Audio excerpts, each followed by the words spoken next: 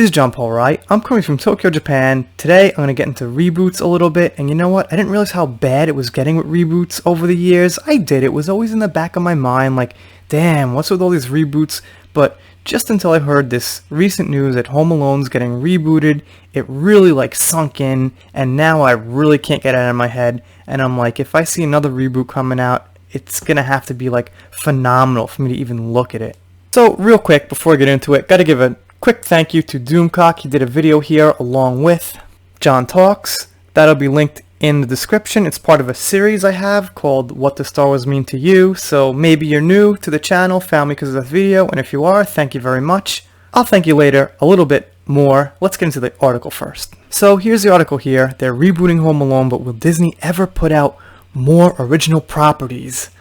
Probably not, because they're so busy changing everything with these gender swaps, racial swaps, politics. They're not done till they get to everything, so the answer is probably no.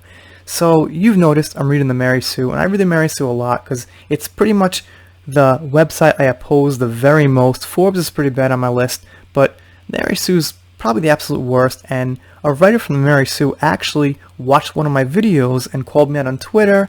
It was a pretty interesting situation. I got to talk to a bunch of social justice warriors who told me I was homophobic and sexist and all that, and okay, that's for a different time. Here's the thing, with Home Alone, I mean,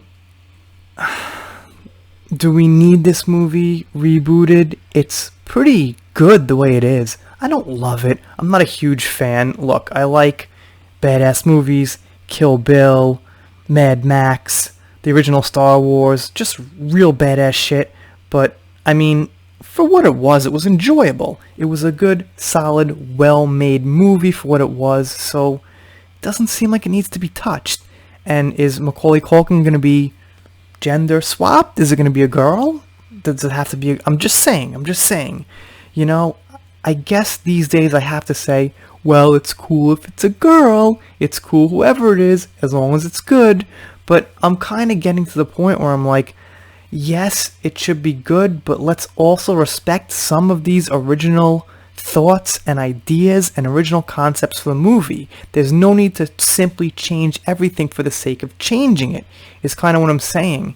Everyone with strong opinions on Christmas movies either loves or loves to hate Home Alone. The saga of Kevin McAllister and his precautious attempts to protect the family home from burglars. The film is a holiday classic played on Freeform every year. Yeah, I forgot about that, because in Japan, I've been here 14 years. I don't even think they know what Home Alone is, so it's not a tradition here, but I guess, yeah, when I was living in the States, it was like a Christmas Story and Home Alone. I totally even forgot this was a Christmas movie, but yeah, okay.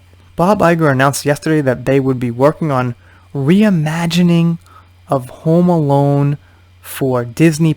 Why reimagine a great classic Christmas movie that's, like I said, pretty perfect the way it is? What's the reimagining? I used to sit here and I wouldn't even really get upset, and I'd try to have more drama in my videos, but now I'm actually getting irritated because it's just really going over the edge with this shit. It just keeps going and going and going until everything's remade.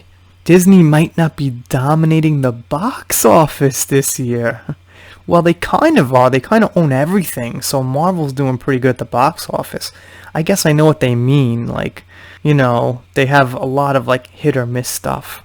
Disney seems content to just create remake after remake, with only Pixar turning out original ideas, but the problem is that if the biggest studio on the planet isn't turning out original content, then we're seeing a somewhat troubling trend where only remakes, reboots, and sequels can get funding, with original film getting smaller budgets and more limited releases. It's not a healthy trend, and that's absolutely right. So even though this is a Mary Sue, and I consider a lot of their writers to be, pretty left-wing, and you could say I'm kind of right-wing, leaning towards that, this is absolutely true. It's a great point that if the biggest movie studio on the planet is saying reboot, and just keeps making them, what message does that send out to creators for original movies, and what funding does that give them? And that's a great point. And I have Ghostbusters on the thumbnail. I forgot to mention them, but obviously that's the biggest, best example of the floppiest remake ever, and why remakes just shouldn't be made. Mad Max, if you want to consider that a reboot, was, I think, pretty good. I think the Star Treks were pretty good. I thought they were okay. I understand some people's complaints with the new characters, but I don't think anyone was necessarily disrespected.